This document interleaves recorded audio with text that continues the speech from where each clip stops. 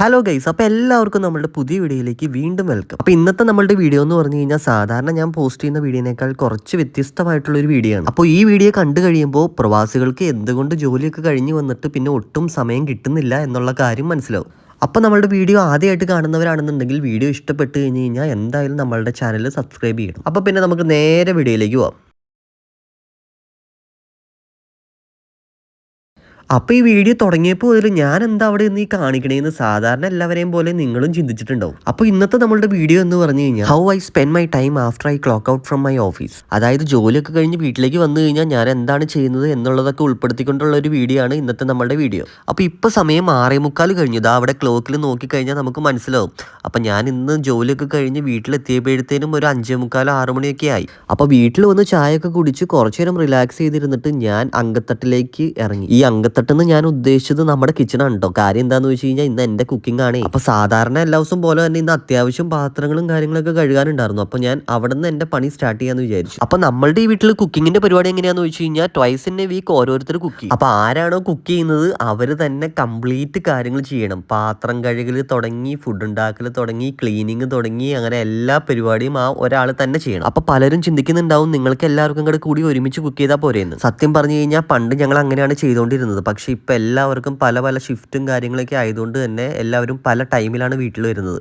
അപ്പോൾ എല്ലാവർക്കും എല്ലാ സമയത്തും ഒരുമിച്ച് വീട്ടിൽ ഉണ്ടാവാൻ പറ്റുന്ന ഒരു സിറ്റുവേഷൻ അല്ല. അതുകൊണ്ട് തന്നെയാണ് ഇങ്ങനെ ഓരോരുത്തരായിട്ടുള്ള കുക്കിംഗ് കൺസെപ്റ്റിലേക്ക് നമ്മൾ മാറിയത്. അപ്പോൾ എൻ്റെ കുക്കിംഗ് രീതി എന്ന് പറഞ്ഞു കഴിഞ്ഞാൽ ആദ്യം തന്നെ ഞാൻ എല്ലാ പാത്രങ്ങളും എടുത്ത് കഴുകും. അത് കഴിഞ്ഞ് കഴിഞ്ഞാൽ ആ ഏരിയയും കാര്യങ്ങളൊക്കെ ക്ലീൻ ആക്കും. എന്നാലാണ് എനിക്ക് കുക്ക് ചെയ്യാനുള്ളൊരു മൂഡ് കയറുള്ളൂ.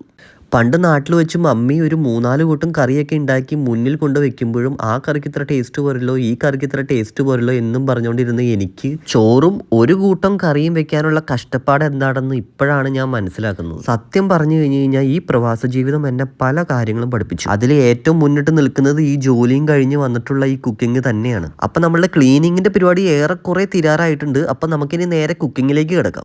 എപ്പോഴും ഞാൻ അരി ഫസ്റ്റ് വെച്ചിട്ടാണ് എൻ്റെ കുക്കിംഗ് സ്റ്റാർട്ട് ചെയ്യുന്നത്. കാര്യം എന്താണെന്ന് വെച്ച് കഴിഞ്ഞാൽ അരിയാവാനായിട്ട് അത്യാവശ്യം ടൈമും കാര്യങ്ങളൊക്കെ എടുക്കും. അപ്പോൾ ആ അരിയാവുന്ന ഗ്യാപ്പിൽ എൻ്റെ കറികളെല്ലാം തന്നെ റെഡി ആയിട്ടുണ്ടാവും. പാത്രങ്ങൾ കഴുകി വെക്കാൻ നേരത്ത് അത് മര്യാദയ്ക്ക് അറേഞ്ച് ചെയ്ത് വെക്കണം. ഇല്ലെങ്കിൽ ഇപ്പോൾ ഞാൻ ചെയ്യണ പോലെ താഴെ വീണ പാത്രങ്ങൾ വീണ്ടും ഓരോന്നായിട്ട് അറേഞ്ച് ചെയ്ത് വെക്കേണ്ടി വരും.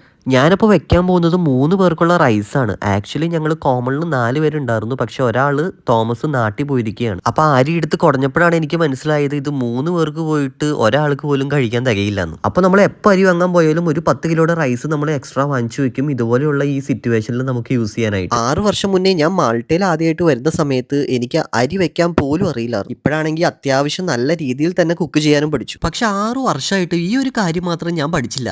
കാര്യം എന്താണെന്നല്ലേ, ഈ അരി പൊട്ടിക്കാൻ നേരത്ത് സാധാരണ ആൾക്കാരൊക്കെ ആ ജസ്റ്റ് ആദ്യത്തെ ആ ഒരു വള്ളി ഒരു ഒറ്റ വലി അങ്ങ് വലിക്കുമ്പോൾ ആ കവർ കംപ്ലീറ്റ് ആയിട്ട് തുറക്കും. ഞാൻ അങ്ങനെ ചെയ്യാൻ നോക്കിയിട്ട് എന്നെക്കൊണ്ട് അത് നടപടിയായില്ല. പിന്നെ ലാസ്റ്റ് ഞാൻ കത്തി എടുത്ത് അത് മൊത്തത്തിൽ അങ്ങോട്ട് കീറി പൊളിച്ചു. എന്നെപ്പോലെ അത് ചെയ്യാൻ അറിയില്ലാത്ത ഒരുപാട് ആൾക്കാർ ഇപ്പോഴും ഉണ്ടെന്ന് ഞാൻ വിശ്വസിക്കുന്നു. അങ്ങനെ വർത്താനം പറഞ്ഞിരുന്ന സമയം പോയത് അറിഞ്ഞില്ല. എനിക്കാണെന്നുണ്ടെങ്കിൽ ഈ അരിയും കറിയൊക്കെ വെച്ച് കഴിഞ്ഞിട്ട് വേണം കുളിക്കാനും പിന്നെ കിടന്നുറങ്ങാനും. നാളെ രാവിലെ തന്നെ ഡ്യൂട്ടിക്ക് പോകാനുള്ളതാണ്. അപ്പോൾ പിന്നെ പണികളൊക്കെ കുറച്ച് ഉഷാറാക്കാൻ വേണ്ടി ഞാൻ കുറച്ചും കൂടെ സ്പീഡിലേക്ക് കാര്യങ്ങൾ ചെയ്യാനായിട്ട് തുടങ്ങി. അപ്പോൾ അരി പെട്ടെന്ന് വേവാൻ വേണ്ടിയിട്ട് ഞാൻ കെറ്റിലിൽ വെള്ളം ചൂടാക്കി അരിയിലേക്ക് ഒഴിച്ചു കൊടുക്കാറാണ് പതിവ്. അപ്പോൾ കെറ്റിലിലേക്ക് വെള്ളം ഒഴിച്ച് നേരെ ചൂടാക്കാൻ വെച്ചപ്പോഴത്തേക്കും ഷൈജോ ചേട്ടൻ ജോലി കഴിഞ്ഞ് വന്നു. അപ്പോൾ ഓൾറെഡി നമ്മൾ ചായ ഉണ്ടാക്കിയ ആ ടൈമിൽ ഷൈജോ ചേട്ടനും കൂടെ വേണ്ടിയിട്ട് ചായ വെച്ചിട്ടുണ്ടായിരുന്നു. അപ്പോൾ ഈ ഒരു സമയമായപ്പോഴത്തേനും ചായയൊക്കെ അത്യാവശ്യം നല്ല രീതിയിൽ തണുത്തിട്ടുണ്ടായിരുന്നു. അപ്പോൾ ഷൈജോ ചേട്ടൻ ചായ നേരെ ചൂടാക്കാൻ കയറ്റി. അപ്പോൾ എൻ്റെ ഓഫീസ് ടൈം എന്ന് പറയുന്നത് 8:30 till 5 o'clock ആണ്. അപ്പോൾ ഞാനായിരിക്കും ഏറ്റവും ആദ്യം തന്നെ വീട്ടിൽ വരുന്നത്. അപ്പോൾ അത് കഴിഞ്ഞിട്ടാണ് ഓരോരുത്തർ വരുന്നത്. അങ്ങനെ നമ്മുടെ ഫസ്റ്റത്തെ കടമ്പ പൂർത്തിയായി. അരി നമ്മൾ നേരെ സ്റ്റൗവിലേക്ക് കയറ്റി. ഇനി അടുത്തതെന്ന് പറഞ്ഞാൽ കറി വെക്കാനുള്ള ഒരു പരിപാടിയാണ്. അപ്പോൾ അതിന് വേണ്ടിയിട്ട് ഞാൻ ഇന്ന് ചെറുപയർ കറിയാണ് ഉണ്ടാക്കാനായിട്ട് പ്ലാൻ ചെയ്യുന്നത്. അല്ലെങ്കിൽ ആവശ്യം വന്നു കഴിഞ്ഞാൽ നമുക്ക് ഒരു സാധനം നോക്കിയാലും കാണാൻ പറ്റില്ല. കത്രിക അല്ലെങ്കിൽ ഇവിടെ എവിടെയെങ്കിലുമൊക്കെ എപ്പോഴും ഇരിക്കുന്നതാണ്. അവസാനം ഞാനൊരു കത്തി എടുത്ത് അതങ്ങോട്ട് മുറിച്ചു. അപ്പം ഞാൻ ഈ പയറിടുന്ന ഗ്ലാസ്സാണ് കേട്ടോ നമ്മളുടെ അളവ് ഗ്ലാസ്. അപ്പം നമ്മൾ അരി വെക്കാൻ നേരത്തും അതുപോലെ തന്നെ കറി വെക്കാൻ നേരത്തും ഇതിനകത്ത് അളന്നിട്ടാണ് നമ്മൾ കാൽക്കുലേറ്റ് ചെയ്യുന്നത്. അപ്പം 3 പേർക്കുള്ള പയറുകൾക്ക് ഞാനിവിടെ 1 ഗ്ലാസ് പയറാണ് എടുക്കുന്നത്. അപ്പം ആവശ്യത്തിനുള്ള പയർ കൊടുത്ത് ബാക്കി വന്ന പയറിൻ്റെ കവർ നമ്മൾ ഷെൽഫിലേക്ക് എടുത്ത് വെച്ചു. അപ്പം ഞാൻ വീഡിയോയിൽ കാണിച്ചില്ല എന്നുള്ളൂ. പയർ ഞാൻ ഓൾറെഡി കഴുകിയായിരുന്നു. അത് നേരെ കഴുകി കുക്കറിൽ കയറ്റി നേരെ അടുപ്പത്തേക്ക് വെച്ചു. ഇപ്പോൾ വീഡിയോ കാണാൻ നിങ്ങൾ വിചാരിക്കുന്നുണ്ടാവും ഞാൻ എന്തോരം ടൈം എടുത്തിട്ടാണ് ഓരോ കാര്യങ്ങൾ ചെയ്യണേന്ന്. എന്നാൽ അതല്ല സത്യം. നമുക്ക് ആ ക്ലോക്കിൽ നോക്കിക്കഴിഞ്ഞാൽ മനസ്സിലാവും. ഇപ്പം ഞാൻ ഏകദേശം പണി തുടങ്ങിയിട്ട് 10 മിനിറ്റ് മാത്രമേ ആയുള്ളൂ.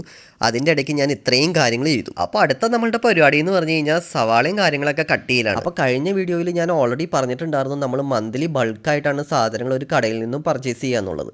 പക്ഷേ ഈ സവാളയും കാര്യങ്ങളൊക്കെ നമ്മൾ ലിഡിൽ പോലുള്ള കടകളിൽ നിന്നും ആഴ്ചയിൽ പോയി വാങ്ങുവാണ്. കാരണം സവാള നമുക്ക് ഒരു മാസത്തേക്ക് എന്തായാലും വാങ്ങിച്ചു വയ്ക്കാൻ പറ്റില്ലല്ലോ. അപ്പോൾ നമ്മൾ ആഴ്ചയിൽ നമുക്ക് തീരുന്നതിനനുസരിച്ച് ലിഡിൽ പോലുള്ള ഷോപ്പുകളിൽ പോയിട്ട് നമ്മൾ വാങ്ങാറാണ് പതിവ്. സവാള കട്ട് ചെയ്യാൻ നേരത്ത് കണ്ണിൽ നിന്ന് വെള്ളം വരാണ്ടിരിക്കാൻ വേണ്ടിയിട്ടേ സവാള നന്നായിട്ടൊന്ന് കഴുകി അതിൻ്റെ ആ ഒരു എസൻസൊക്കെ അതിനകത്തുനിന്ന് കളഞ്ഞതിന് ശേഷം കട്ട് ചെയ്താൽ മതി. അപ്പോൾ അങ്ങനത്തെ ഒരു സിറ്റുവേഷനിൽ നമുക്ക് അധികം കരയേണ്ട വരില്ല. അപ്പോൾ എസൻസ് എന്ന് ഞാൻ ഉദ്ദേശിച്ചത് സവാളയുടെ ഉള്ളിൽ ആ ലിക്വിഡാണ് കേട്ടോ. അങ്ങനെ നമ്മുടെ സവാള കട്ടിങ് ഏകദേശം തീരാറായിട്ടുണ്ട് കേട്ടോ. ഇനിയിപ്പോൾ അടുത്ത പരിപാടി എന്താണെന്ന് വെച്ച് കഴിഞ്ഞാൽ ഇവനെ അങ്ങോട്ട് നന്നായിട്ട് വേവിച്ചെടുക്കുക. അപ്പോൾ ഇതിനെയാണ് മാക്സിമം യൂട്ടിലൈസേഷൻ ഓഫ് റിസോഴ്സസ് എന്ന് പറയുന്നത്. കാര്യം എന്താണെന്ന് വെച്ച് കഴിഞ്ഞാൽ ഈ അരിയും പയറും വേവുന്ന ഒരു ഗ്യാപ്പിൽ എൻ്റെ സവാള മൊത്തത്തിൽ മസാലയൊക്കെ ആയിട്ട് സെറ്റ് ആയിട്ടുണ്ടാവും. അപ്പോൾ പയർ വെന്ത് കഴിയാൻ നേരത്ത് എനിക്ക് ഒട്ടും സമയം വേസ്റ്റ് ചെയ്യാണ്ട് നേരെ ഇതിനകത്തേക്ക് ഇട്ടിട്ട് പെട്ടെന്ന് തന്നെ കറി ഉണ്ടാക്കാനായിട്ട് സാധിക്കും. ഈ പാൻ ഇവിടെ വെച്ചപ്പോൾ തന്നെ എനിക്കൊരു സാറ്റിസ്ഫാക്ഷൻ കിട്ടുള്ള കാര്യം എന്താണെന്ന് വെച്ച് കഴിഞ്ഞാൽ ഇത് കറക്റ്റായിട്ട് അതിനകത്ത് അങ്ങോട്ട് ഫിറ്റ് ആവുള്ള. എന്നാൽ പിന്നെ ആ പയറിനെ എടുത്ത് നേരെ ഇപ്പുറത്തേക്ക് വെക്കാമെന്ന് വിചാരിച്ചു. കാരണം അത് ചെറിയ കുക്കറാണല്ലോ. എന്നിട്ട് എൻ്റെ വലിയ പാൻ എടുത്ത് ഞാൻ അപ്പുറത്തേക്ക് മാറ്റി വെക്കുകയും ചെയ്തു. അങ്ങനെ പാൻ അത്യാവശ്യം നല്ല രീതിയിൽ ചൂടായി വന്നപ്പോൾ ഞാൻ വെളിച്ചെണ്ണ അതിനകത്തേക്ക് ഒഴിച്ചു. എന്നിട്ട് പാൻ അത്യാവശ്യം നല്ലവണ്ണം ചുറ്റിച്ചു. അപ്പോൾ ഈ കറിയൊക്കെ ഉണ്ടാക്കണേക്കാൾ മുമ്പ് എനിക്ക് കറിക്ക് ആവശ്യമായിട്ടുള്ള സാധനങ്ങളൊക്കെ എനിക്ക് മുന്നിലേക്ക് ഇങ്ങനെ കൊണ്ടുവയ്ക്കണം. എന്നാലാണ് എനിക്ക് പെട്ടെന്ന് കാര്യങ്ങളൊക്കെ ചെയ്യാൻ പറ്റത്തുള്ളൂ. അപ്പോൾ അതിന് വേണ്ടിയിട്ട് എൻ്റെ കയ്യെത്താ ദൂരത്ത് എല്ലാ സാധനങ്ങളും ഞാൻ കൊണ്ടുവച്ചു. ഓൾറെഡി നമ്മുടെ വെളിച്ചെണ്ണ ചൂടായി ഞാൻ കടുക് പൊട്ടിച്ചായിരുന്നു. അത് കഴിഞ്ഞിട്ട് നമ്മൾ നേരെ സവാള അതിനകത്തേക്ക് ഇട്ട് മിക്സ് ചെയ്യാൻ പോവുകയാണ്. പണ്ടൊക്കെ ഞാൻ ആദ്യം കറി ഉണ്ടാക്കാൻ നേരത്ത് ഉപ്പിടാനായിട്ട് ഞാൻ വിട്ടു. അവസാനം കറി ടേസ്റ്റ് ചെയ്യുമ്പോഴായിരിക്കും ഉപ്പില്ല എന്നുള്ള സത്യം മനസ്സിലാക്കണേ. അതേ പിന്നെ ഞാൻ ഏറ്റവും ഫസ്റ്റ് തന്നെ ഉപ്പിടാൻ തുടങ്ങി. അപ്പോൾ ആ ഒരു ഗ്യാപ്പിൽ നമ്മുടെ പയർ കറിയിൽ ഇടാൻ വേണ്ടിയിട്ട് ഞാൻ കുറച്ച് തേങ്ങാപ്പൊടിയും കുറച്ച് മഞ്ഞപ്പൊടിയും പിന്നെ ലേശം വെള്ളം കൂടെ ചേർത്തിട്ട് നന്നായിട്ട് ഗ്രൈൻഡ് ചെയ്തെടുത്തു. അപ്പം മിക്സിയിലിട്ട് അരച്ച് കഴിഞ്ഞ് വന്നിട്ടുള്ള തേങ്ങാപ്പൊടിയുടെ ഫോർമാറ്റ് ഇങ്ങനെയാണ്. അപ്പോൾ ഈ ഒരു ടൈം ആയപ്പോഴത്തേനും നമ്മളുടെ സവാള അത്യാവശ്യം നല്ല രീതിയിൽ അങ്ങോട്ട് വെന്തു. പിന്നെ അതിനകത്തേക്ക് കുറച്ച് ജിഞ്ചർ ഗാർലിക് പേസ്റ്റും മഞ്ഞപ്പൊടിയും കൊറിയാണ്ടർ പൗഡറും ചില്ലി പൗഡറും അതുപോലെ തന്നെ ഗരം മസാലയും കൂടെ അങ്ങോട്ട് മിക്സ് ചെയ്തു. പിന്നെ അതിനകത്തേക്ക് കുറച്ച് ടൊമാറ്റോ പ്യൂരിയും കൂടി ആഡ് ചെയ്ത് കൊടുത്തു.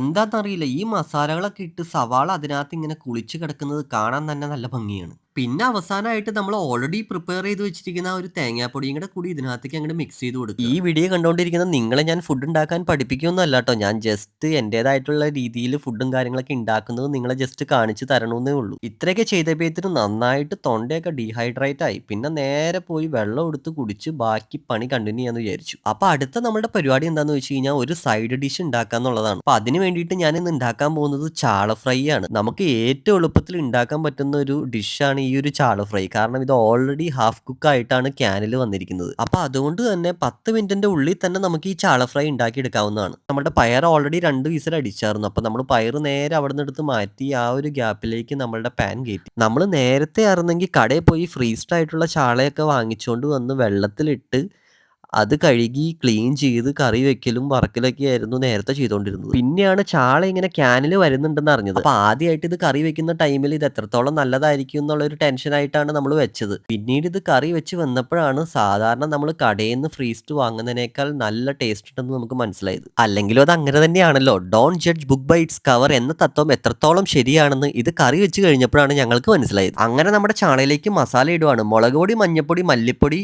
ഗരം മസാല, പെപ്പർ പൗഡർ ഇത്രയൊക്കെ മസാലയുടെ ഞാൻ ഇതിനകത്ത് ആഡ് ചെയ്തത്. പിന്നെ എടുത്തു പറയേണ്ട കാര്യമാണ് ഉപ്പ്. ഉപ്പ് ഇട്ടില്ലെങ്കിൽ ഇതിന് ഒരു ടേസ്റ്റും ഉണ്ടാവില്ല. അപ്പോഴേക്കും നമ്മളുടെ ചാള ഈ മസാല കിടന്ന് അങ്ങോട്ട് കുളിക്കുകയാണ്. അപ്പോഴേക്കും ഞാൻ നേരത്തെ വേവിച്ച് വെച്ചിരിക്കുന്ന ആ പയറെടുത്ത് ഇതിനകത്തേക്ക് അങ്ങോട്ട് മിക്സ് ചെയ്തു. അപ്പം നമ്മളുടെ ചാളക്കുട്ടൻ കളറൊക്കെ മാറിയിട്ട് നല്ല രീതിയിൽ ഡ്രൈ ആയിട്ട് വരുന്നുണ്ട്. ഇവരെ ഞാൻ മുട്ട പൊരിക്കുന്ന ആ ഒരു രൂപത്തിലാണ് ഉണ്ടാക്കിയെടുക്കുന്നത്. ഇനി അപ്പോൾ ഉപ്പും മുളകും ഒക്കെ കറക്റ്റായിട്ട് പിടിച്ചിട്ടുണ്ടോ എന്ന് അറിയാനുള്ളൊരു ശ്രമത്തിലാണ്. വെറുതെ പറയാമെന്ന് വിചാരിക്കരുത്. അത്യാവശ്യം തരക്കേടില്ലാത്ത രീതിയിലേക്ക് തന്നെ ഇതായി വന്നിട്ടുണ്ട്. ഇനിയിപ്പോൾ നിങ്ങൾ കാണാൻ പോകുന്നത് ഇത് ഡിവൈഡ് ചെയ്യുന്ന ഞങ്ങളുടെ ഒരു രീതിയാണ്. ഇത് കാണുന്ന നിങ്ങൾക്ക് പലർക്കും തോന്നിയേക്കാം ഇതെന്തിനാ ഇങ്ങനെ ഡിവൈഡ് ചെയ്ത് വെക്കുന്നത്, ആവശ്യത്തിന് അതിനകത്ത് നിന്നെടുത്ത് കഴിച്ചാൽ പോരെയെന്ന്. അപ്പോൾ വേറെ ഒന്നും കണ്ടല്ല, അവസാനം ഫുഡ് കഴിക്കാൻ വരുന്ന ആൾക്കും ആദ്യം എടുത്ത അതേ സെയിം ക്വാണ്ടിറ്റി തന്നെ ആ ഒരു കറി കിട്ടണം എന്നുള്ളൊരു ഉദ്ദേശത്തോടു കൂടി തന്നെയാണ് ഇങ്ങനെ ചെയ്യുന്നത്. അപ്പോൾ ഇതുപോലത്തെ കൊച്ചു കൊച്ചു പൊടിക്കൈകളും നമ്മൾ ഈ പുറത്തായതുകൊണ്ട് തന്നെ പഠിച്ചു. ഒരു പക്ഷെ ഞാനിപ്പോൾ നാട്ടിലാണ് ജോലി ചെയ്യുന്നത്, വീട്ടിൽ നിന്ന് എൻ്റെ മമ്മി ഉണ്ടാക്കി തരുന്ന ഫുഡാണ് കഴിക്കുന്നതെങ്കിൽ ഞാൻ ഈ വക കാര്യങ്ങളൊന്നും പഠിക്കുകയില്ല. ഈ വക കാര്യങ്ങളെപ്പറ്റി എനിക്കൊരു ധാരണ ഉണ്ടാവില്ലായിരുന്നു. ഇതാണ് ഞാൻ ആദ്യം പറഞ്ഞ ആ പ്രവാസ ലോകം തന്ന എക്സ്പീരിയൻസ്. അങ്ങനെ ഫൈനലി നമ്മളുടെ ചോറും റെഡിയായി, ചാള വറുത്തതും റെഡിയായി, അതുപോലെ തന്നെ പയറുകറി റെഡിയായി. ഇനിയിപ്പോൾ അടുത്ത പരിപാടി എന്ന് പറഞ്ഞു കഴിഞ്ഞാൽ ക്ലീനിങ് ആണ്. അതായത് നമ്മൾ ഫുഡ് ഉണ്ടാക്കി കഴിഞ്ഞ് കഴിഞ്ഞാൽ ആ സ്റ്റവും കാര്യങ്ങളൊക്കെ പ്രോപ്പറായിട്ട് ക്ലീൻ ചെയ്യണം. അപ്പം ഞാൻ ഈ വീഡിയോ അപ്ലോഡ് ചെയ്യുന്നതിൻ്റെ മെയിൻ ഉദ്ദേശം എന്താണെന്ന് വെച്ച് കഴിഞ്ഞാൽ നാട്ടിൽ നിന്നും പുറത്തേക്ക് വരാൻ നിൽക്കുന്ന കുട്ടികളോടാണ്.